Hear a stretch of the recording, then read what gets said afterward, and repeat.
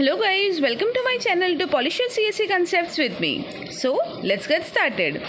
In today's video, we are going to see some very important MCQ questions and answers of AI that will help you to clear your concept as well as that will help you to attempt MCQ questions in your any competitive exams or in your college exams.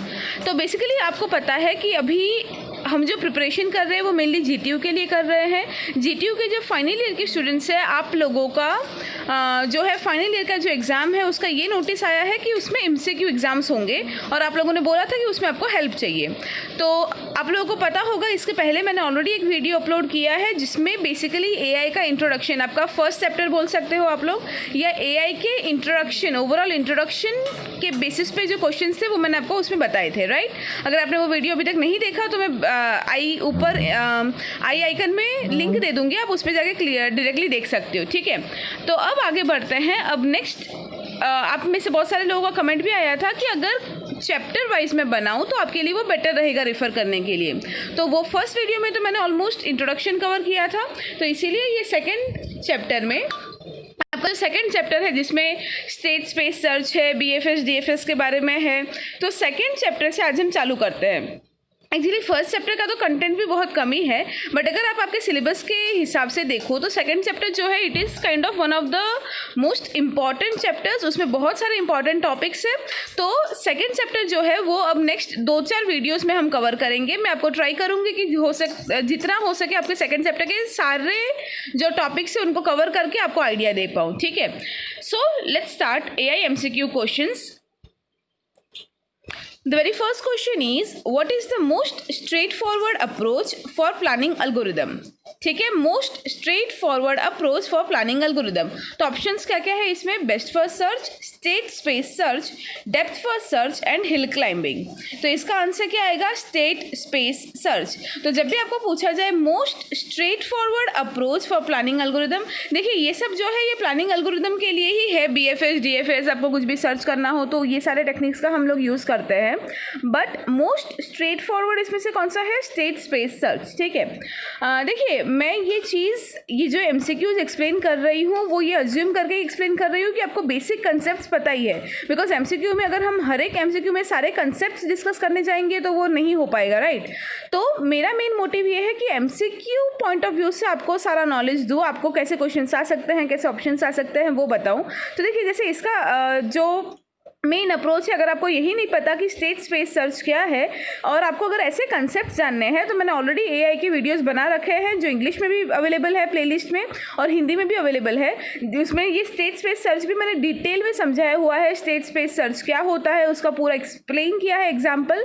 तो अगर आपको concept सीखना हो, मैं आपको पहले यही recommend करूँगी कि अगर आपको कंसेप्ट के बारे में नहीं पता, आप पहले मेरे प्लेलिस्ट में जाके वो कंसेप्ट सीख लीजिए, और ताकि उसके बाद ये एमसीक्यू के आंसर्स देना आपके लिए बहुत सिंपल हो जाएंगे, ठीक है। Let's see the next question. What are taken into account of state space search? तो options है preconditions, postconditions, effects, and last one is both preconditions and effects. तो इसका आंसर होगा both, ठीक है। The answer would be D, both, because जब भी हम state space search करना चाहते हैं, state space search के एग्जाम्पल के साथ काम करते हैं, हमको उसके preconditions और effects दोनों को ध्यान में रखते हुए आगे बढ़ना पड़ता है, ठीक है। तो the option would be D, both preconditions and effects. The next one is, how many ways are available to solve the state space search? तो state space search अगर आपको सॉल्व करना हो उसका कोई एग्जाम्पल, तो कितने अलग अलग तरीके से आप कर सकते हो, कितने तरीके अवेलेबल है, ठीक है। क्वेश्चंस को अच्छे से समझिए। The options are 1, 2, 3, 4। तो इसका राइट आंसर क्या होगा? B2, ठीक है। So there are 2 main ways for solving the state space search. अब वो 2 वे कौन से हैं? The 2 ways for solving the state space search are, they are forward from the initial state and backward from the goal state, ठीक है। तो 2 तरीके कौन से हैं? आइदर आप जो आपका इनिशियल स्टेट है या स्टार्टिंग स्टेट है वहाँ से स्टार्ट करके पूरा एग्जाम्पल सॉल्व कर सकते हो, या फिर आपके पास जो गोल स्टेट है वो गोल स्टेट को ध्यान में रखते हुए आप पीछे से स्टार्ट कर सकते हो और आप स्टार्टिंग तक पहुँच सकते हो, ठीक है। So these are the 2 ways in which you can solve the state space search. Next, What is the other name for forward state space search? तो आपको पता है, जैसे मैंने अभी बताया, 2 तरीके कौन से होते हैं, एक फॉरवर्ड स्टेट स्पेस सर्च और दूसरा backward state state space search. तो अब इधर क्या पूछा है कि जो फॉरवर्ड स्टेट स्पेस सर्च है उसका दूसरा नाम क्या है, ठीक है। सो the answer would B progression planning. तो ये चीज़ आप कैसे याद रख सकते हो, प्रोग्रेशन मतलब प्रोग्रेस का मतलब क्या है, आगे बढ़ना, राइट। और फॉरवर्ड का मतलब क्या है, फॉरवर्ड का मतलब भी है आगे बढ़ना। तो इस तरह से आप इसको कोरिलेट कर सकते हो। So the another name for forward state space search is nothing but progression planning, ठीक है। नेक्स्ट इज हाउ मेनी, अच्छा उसके साथ ही ये वाला देख लेते हैं क्वेश्चन। अभी हमने देखा कि फॉरवर्ड स्टेट स्पेस सर्च का दूसरा नाम क्या था, प्रोग्रेशन प्लानिंग। उसी तरह से बैकवर्ड स्टेट स्पेस सर्च का दूसरा नाम क्या है, रिग्रेशन प्लानिंग, ठीक है। तो ये kind of match the following में भी आपको पूछा जा सकता है। तो आपको ये इस तरह से याद रखना है कि फॉरवर्ड मतलब आगे बढ़ना, तो उसका क्या है दूसरा नाम, प्रोग्रेशन प्लानिंग। और बैकवर्ड का मतलब क्या है, पीछे से स्टार्ट करना, ठीक है, पीछे से स्टार्ट करना, तो उसका दूसरा नाम क्या है, रिग्रेशन प्लानिंग, ठीक है। क्यों, क्योंकि backward state space search will find the solution from goal to the action, so it is known as regression planning, ठीक है। तो फॉरवर्ड का मतलब है प्रोग्रेशन, बैकवर्ड का दूसरा नाम है रिग्रेशन। तो ये आप इस तरह से याद रखिए। Now the next question is how many states are available in state space search. So the answer would be 4। कितने, देखिए ये दोनों क्वेश्चन में आप कंफ्यूज मत होना। इसके पहले वाले क्वेश्चंस में हमने क्या देखा था कि स्टेट स्पेस सर्च अगर आपको सॉल्व करना हो तो उसके लिए कितने तरीके अवेलेबल है। तो उसमें हमने क्या देखा था, 2 तरीके या 2 टाइप्स अवेलेबल है, दैट इज फॉरवर्ड से चालू करना या बैकवर्ड से चालू करना, फाइन। तो उसमें आंसर था 2। बट इसमें क्या पूछा गया है, that how many states are available in state space search. तो अगर नंबर ऑफ स्टेट्स पूछे, so the number of states will be 4, right? So there are 4 states available in state space search. अब वो 4 states कौन से हैं, initial state, actions, goal state and step cost. देखिए ये क्वेश्चन आपको, ये मैं आपको एक एक तरीका बता रही हूँ, बट इसमें से जो क्वेश्चन और ये ऑप्शंस में आपको बता रही हूँ वही अलग अलग तरीके से भी पूछा जा सकता है। तो देखिए इसमें डायरेक्टली ये चीज़ तो पूछ ही सकते हैं हाउ मेनी स्टेट्स, या फिर कैसे कर सकते हैं कि which of the following is not a state of state space search. आपको ये क्वेश्चन दे सकते हैं और 5 ऑप्शन दे सकते हैं। 5 ऑप्शन में से 4 ऑप्शन ये चारों होंगे और एक कोई दूसरा ऑप्शन होगा। तो आपको सिलेक्ट करना है कि ये 5 में से कौन से 4 आपके स्टेट्स है और कौन सा एक आपके स्टेट्स नहीं है। तो उसके लिए भी आपको पता होना चाहिए कि 4 स्टेट्स कौन से हैं, राइट। तो इस तरह से क्वेश्चंस किसी भी तरह से फॉर्म कर सकते हैं।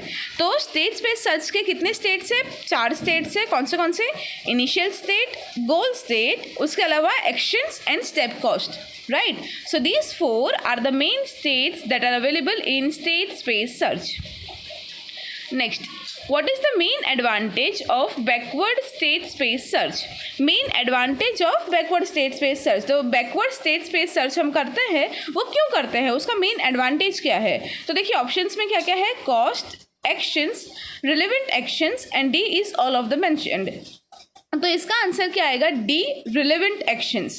उसका मतलब क्या हुआ, the main advantage of backward search will allow us to consider only relevant actions. देखिए इसका मतलब क्या हुआ कि जब भी आप फॉरवर्ड काम करते हो, ठीक है, फॉरवर्ड मतलब आपने इनिशियल स्टेट लिया और इनिशियल स्टेट से आप आगे आगे बढ़ रहे हो, तो जब हम वो करते हैं तब हम क्या करते हैं, हमारे पास सिर्फ इनिशियल स्टेट है तो हम बस उसको ध्यान में रख के आगे आगे नेक्स्ट स्टेप जो भी होता है सारे ऑप्शंस हम एक्सप्लोर करते जाते हैं और 1 by 1 स्टेप हम सॉल्व करते जाते हैं, ठीक है। मतलब क्या है, उसमें हमें क्या करना पड़ता है कि सॉल्व करते करते हमारे पास जितने भी स्टेप्स या जितने भी फेजेस आते हैं वो सबको हमें एक्सप्लोर करना पड़ता है, सब कुछ हमें सॉल्व करते हुए आगे बढ़ना पड़ता है। तो उससे क्या होता है, काफ़ी बार बहुत ज़्यादा टाइम कंज्यूम भी हो जाता है। बट वहीं पे अगर हम बैकवर्ड स्टेट स्पेस सर्च की बात करें तो बैकवर्ड का मतलब क्या है कि हमारे पास ऑलरेडी गोल स्टेट होता है और गोल स्टेट से ही हम हमारा काम चालू करते हैं। उसका मतलब क्या है कि गोल स्टेट आपके पास ऑलरेडी है, ठीक है, मतलब अल्टीमेट मेरा गोल क्या है या मुझे क्या चाहिए रिजल्ट में वो मुझे ऑलरेडी पता है। तो मैं अगर वो लेके आगे बढ़ती हूँ तो उससे क्या हो जाता है, फॉर एग्जांपल मेरे को 5, मैंने कुछ सेकंड स्टेप किया तो मुझे 5 ऑप्शंस मिले। अब मुझे दिख ही रहा है कि 5 में से जो 3 ऑप्शंस है वो मेरे रिजल्ट के आसपास भी नहीं है, राइट, और बाकी जो 2 है वो मेरे रिजल्ट के थोड़ा नज़दीक है। तो ऑब्वियसली मैं बाकी जो 3 है उसको कंप्लीटली वहाँ से इग्नोर कर सकती हूँ, प्रून कर सकती हूँ और बाकी 2 को लेके मैं आगे बढ़ सकती हूँ। तो उस केस में क्या हो जाता है कि बैकवर्ड स्टेट स्पेस सर्च में क्या फ़ायदा है कि मुझे सारे ऑप्शंस एक्सप्लोर नहीं करने पड़ते, इतना टाइम वेस्ट किए बिना मैं सिर्फ वही चीज़ें लेके आगे बढ़ सकती हूँ जो मेरे रिजल्ट से रिलेवेंट है, राइट। तो इसीलिए हम बोल सकते हैं कि main advantage of backward state space search क्या है कि वो हमें, अगर हम बैकवर्ड स्टेट स्पेस सर्च के साथ काम कर रहे हैं तो हमें सिर्फ रिलेवेंट एक्शंस पे ही काम करना पड़ता है और जो एक्स्ट्रा अननेसेसरी स्टेप्स है उसको हम एक्सप्लोर नहीं करेंगे। फाइन, सो इसका ऑप्शन क्या हो जाएगा, एडवांटेज क्या है, relevant actions. Backward state space search का दूसरा नाम हमने ऑलरेडी देख लिया, रिग्रेशन प्लानिंग।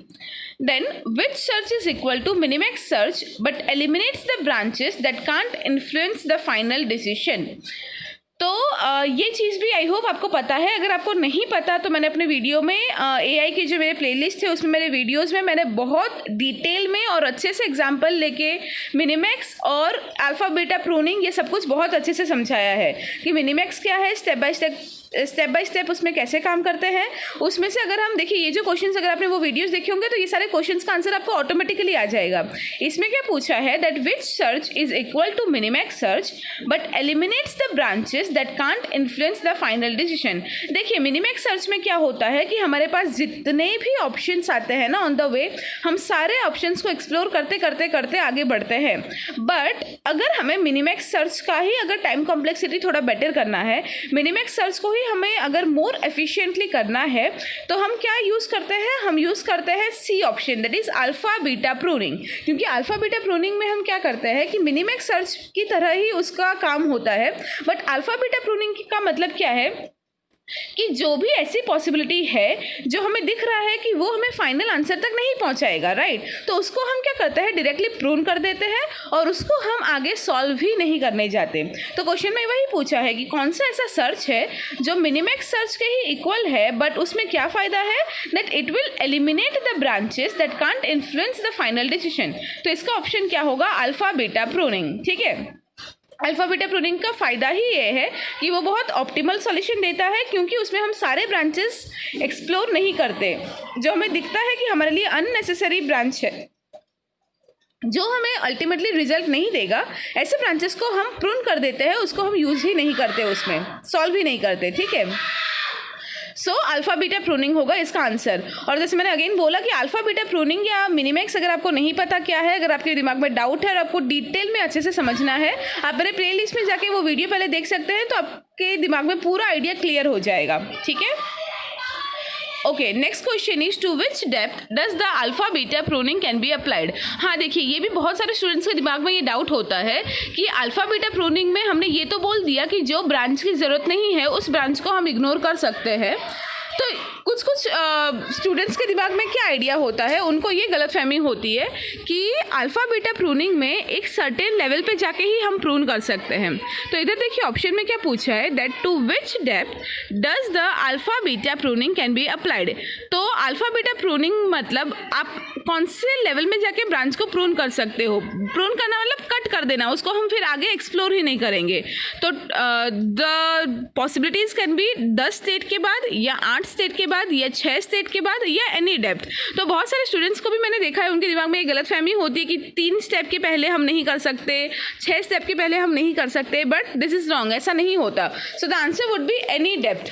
क्योंकि फॉर एग्जाम्पल आप सॉल्व कर रहे हो और आपको पहले के 1-2 स्टेप में ही पता चल गया कि जो फॉर एग्जाम्पल कोई 1 या 2 ब्रांच ऐसे हैं जो हमारे काम के ही नहीं है, तो ऑब्वियसली हम 5th या 6th स्टेप का वेट नहीं करेंगे, हम उसको 1st या 2nd स्टेप में अगर हमें पता चल गया तो हम वहीं से उसको प्रून कर देंगे, क्योंकि वहीं से हमें आगे बढ़ने की या अपने टाइम वेस्ट करने की ज़रूरत ही नहीं है, राइट। तो ऐसा कोई लिमिटेशन नहीं होता अल्फा बीटा प्रूनिंग में कि उतने डेप्थ पे जाके ही हम प्रून कर सकते हैं। इट्स जस्ट दैट आपको जब भी पता चल जाए कि उस ब्रांच की मुझे ज़रूरत नहीं है, मैं वहीं पे उसको रोक सकती हूँ, वहीं पे उसको प्रून कर सकती हूँ। ठीक है, तो इसका आंसर आएगा any depth. Alpha beta pruning का अगर आप एग्जाम्पल देखोगे वीडियो में तो आपको बहुत अच्छे से समझ में आ जाएगा कि प्रूनिंग एक्चुअली क्या होता है और उसके लिए कोई भी प्री डिफाइंड डेप्थ नहीं होता। ठीक है, तो इसका ऑप्शन आएगा D, any depth. Then which search is similar to minimax search. तो मिनिमैक्स सर्च की जो हम बात कर रहे हैं उसके जैसा ही दूसरा कौन सा सर्च है जो उससे सिमिलर है। तो options are hill climbing search, DFS, BFS, DFS मतलब डेप्थ फर्स्ट सर्च, सीज, बीएफएस ब्रेथ फर्स्ट सर्च, या ऑल ऑफ द मेंशन्ड। तो फिर इसका आंसर क्या होगा? B, depth first search. This is very simple, ये आपको पता भी होगा that depth first search is similar to minimax search. और इसका एक्सप्लेनेशन क्या है, क्यों वो दोनों सिमिलर है? Because the minimax search is depth first search, so at one time we just have to consider the nodes along with the single path in the tree। तो depth first search में आपको पता होगा हम क्या करते हैं, हम मिनिमैक्स सर्च में भी वो सेम चीज़ करते हैं कि हम कोई भी नोड पकड़ेंगे और उस नोड का डायरेक्ट सीधा उसका जो भी सिंगल पाथ आता है, मतलब उसके डेप्थ में जाके सारे नोड्स को एक्सप्लोर कर देंगे और फिर जाके हम उसके बाद नेक्स्ट लेवल पे जाएंगे। ठीक है, जैसे हम डीएफएस में काम करते हैं उसी तरह से हम मिनिमैक्स सर्च में भी काम करते हैं। It is simple. So that's all. जैसे आपको पता है, मैंने आपको पहले ही बताया कि ज़्यादा वीडियो बहुत ज़्यादा लंबा ना हो, इसलिए हम 10 MCQs पढ़ रहे हैं और ऑब्वियसली एट अ टाइम 10 आप अच्छे से समझ लो वही बेटर है। तो जितना जल्दी हो सके मैं ऐसे 10 वीडियोज़ या 10 MCQs आपके पास लाती रहूँगी with standard questions and standard explanation, ताकि आपका कंसेप्ट धीरे धीरे क्लियर होता जाए। एंड आई विल, जैसे मैंने आपको बोला था, जैसे आप लोगों ने सबने रिक्वेस्ट भी किया था, I will try my best कि आप लोगों का जितना सिलेबस है उतना मैं कवर कर पाऊँ, AI के ऑलमोस्ट सारे बेसिक कंसेप्ट कवर कर पाऊँ। I hope these videos are helpful to you. अगर आपको ये वीडियोज़ हेल्पफुल लगे हो then please click on the like button and share this videos as much as possible. आपके जितने भी बैचमेट्स हैं, क्लासमेट्स हैं, उन सबके साथ शेयर कीजिए ताकि अभी जो एग्जाम्स आ रहे हैं सबको उसमें हेल्पफुल हो। Thank you so much.